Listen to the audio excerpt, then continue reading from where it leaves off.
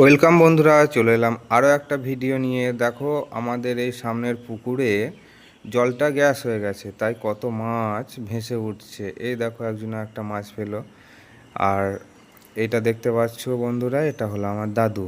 এই দেখো, আমার দাদু একটা মাছ পেয়েছে, দেখতে পাচ্ছ? এটা হলো তেলাপিয়া মাছ। দেখো এখানে কত ছোট ছোট মাছ রয়েছে। আর এই যে ইনি হলেন এই পুকুরটার ওনার হাতে একটা জাল রয়েছে। উনি এবার জালটা ফেলবেন আর কি। দেখা যাক মাছ পড়ে কি না। এই জাল ফেলছে, হ্যাঁ, এই দেখো জালটা ফেললো। এবার জালটা তোলার পালা। তুলছেন উনি আস্তে আস্তে।